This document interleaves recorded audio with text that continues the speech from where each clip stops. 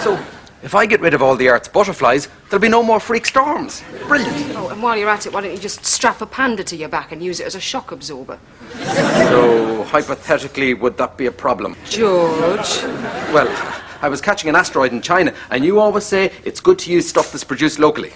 Not like that. You must be more responsible. Come on, Janet. A little bit of fiddling with nature never harmed anyone. Exactly. Excuse me, oh great ones. Have you got any of that asparagus that tastes like peanut butter sandwiches? I've got Elvis coming for dinner, and I want a starter. Well, I think we've just worked out what the side effects on humans are. Rubbish. Tyler, does your hair normally grow that fast? Only on a full moon. You see yourself? Well, I stood and looked at myself at the back of my front door, but there was no reflection. Is that because you don't have a mirror on the back of your front door? Oh, yeah. This is clearly your genetically modified fruit. Maybe that's why Ollie looked different this afternoon. Are you looking at me? Get this sorted out now. Don't worry, Janet and Ollie. From now on, I promise, nature comes first. What are we going to do about them? Hey, kid, you got an agent?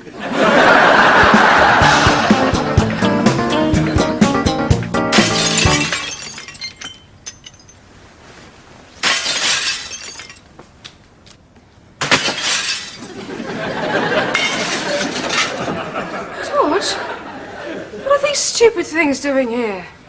They're always here. I meant the recycling bins. Nature first. So we're recycling everything. Okay, I'm not going to let this bother me. It's Sunday morning. I'm going to sit down, read the papers. What have you done with the papers? Recycled? Well, I haven't read them yet. Oh, you don't want to. They're full of stories by peers slagging off me. But now I'm the new improved Thermoman, who's 100% organic and doesn't test on animals. I was used in animal testing once. This beagle made me smoke a cigarette. They can be very cruel, beagles. Tyler, for the last time, you are not a superhero. I know Cassie needs changing. No, Tyler, it's not sustainable. Those nappies take 1,000 years to biodegrade, so she'll just have to make this one last. Go and break the bad news. What's with the outfit? Some of us have been to church. Oh, how was Mrs. Raven's Sunday school? Sounded like the kids were having fun. I heard a lot of screaming. No, she didn't. Relax, she did a story from the Bible. Good. The one where Jesus walks into a temple with a bullwhip. And what did you do? I had to sit in the boring service and keep an eye on the triplets. I gotta hand it to them. Even in my early days, I couldn't smuggle a 7-ton bell out of a church tower. So they stole a bell? Hey, they're giving stuff away. Look. And you stole the collection? It was handed to me on a plate. What was I meant to do? You know, I think the triplets will really benefit from the trusting atmosphere of a church school. What will they get from it? Mostly the other kids' lunch money. So do you think they'll get in? Oh, it's touch and go, but I think a good reference will swing it. I need somebody of high social standing with an unimpeachable moral character. Can you think of anyone? How about Northold's very own Green Giant? Have you got your own television series yet? Janet, my only concern is to maintain the fragile balance of nature on this precious earth. So no, then. Actually, I have had some TV interest in my brilliant idea, Piers Goes First Class, in which I jet round the world first class to see how much damage it does to the environment. Inspired. I've also written an article for this week's Eco Warrior, in which I look at how we're squandering the world's forests through overproduction. I've had them run off a few extra copies for the patients. You've stopped attacking Thermoman. Janet, I'm just trying to spark off a sophisticated international debate on the merits of superheroes and their interaction with nature. Say what you hate about Thermoman in 20 words or less and win a 4-litre Jeep. Employees are excluded. Oh, damn. Now, who's first? Listen, if you want a reference, George and I would be happy to... Janet, don't take this the wrong way. And I don't mean to cause any personal offence at all. But your husband's a complete plank. Oh, fair enough. And I have my sights set a bit higher. You said Piers wanted to see me. Actually, Mrs. Dawkins, it was me. You're a governor at St Leonard's, aren't you? Yes, they do have that honour.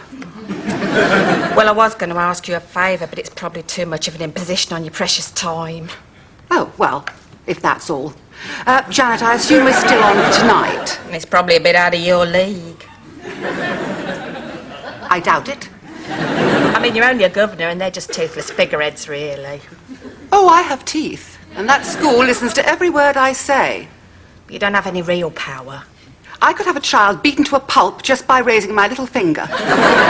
Really? But you couldn't get a child into the school. Of course I could. So there'd be no problem getting the triplets in, then? The triplets. Of course, no problem. So you'll talk to the headmaster tomorrow? Very well. You're good. You sure you're all right doing dinner? Yes, it's all done. You could at least have got rid of the recycling bins. But they're only half full. Hello. Hello, darling.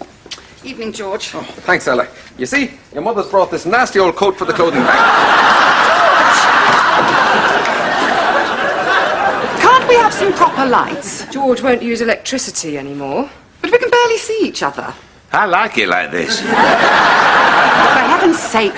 So, we've got proper organic food. Well, that sounds tasty. You can't beat organic meat. I thought that. But then I thought killing animals isn't very kind to the environment. So I thought I'd become a vegetarian. So it's organic quiche? Then I thought, but what about those poor unhatched chickens? So I thought, no more dairy products. I thought I'd become a vegan. So it's just organic vegetables. But then I thought, plants are a part of the Earth's ecosystem. I can't touch them. I'll become a, what do you call someone who doesn't eat meat, eggs or plants? Hungry? George, we can't eat thin air. I know, I thought that. But then I thought, be practical, I'll become a fruitarian. What's a fruitarian? Where you can only eat fruit that's fallen naturally from the tree. But then I thought, what if those seeds were going to grow and be eaten by birds? And then I thought the kindest thing to do would be to only eat fruit that is of absolutely no use to any living animal and has gone completely rotten. So, bon appetit. That is disgusting.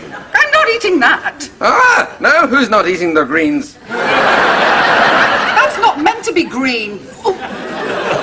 Have some water, dear. No.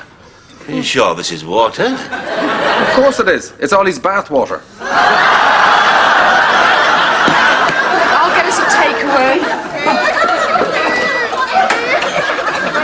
I'm going to see to Cassie. Right.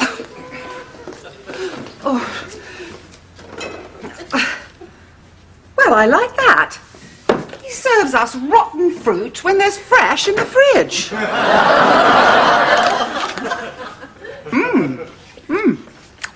Sweet. And sour. And a bit like chicken.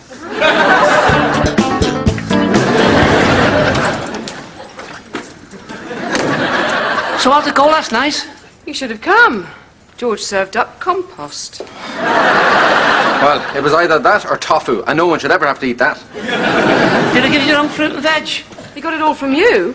From my special green fridge. It doesn't use any electricity. You've never plugged it in, have you? How do you mean? Daddy, I'm having a prophetic vision. Can you smell anything? No, just Tyler's fridge. Well, I can definitely sense bad news for Thomo, man. Let's check the TV.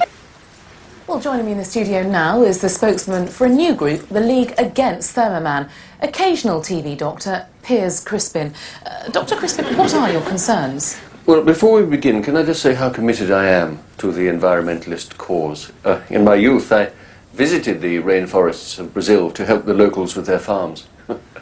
The number of times we'd cut down an area the size of a football pitch so we could have a game. And so now you're saying that Thermoman is responsible for global warming? Well, allow me to demonstrate. You see, I'm not just a spokesman, I have a range of TV presenting skills.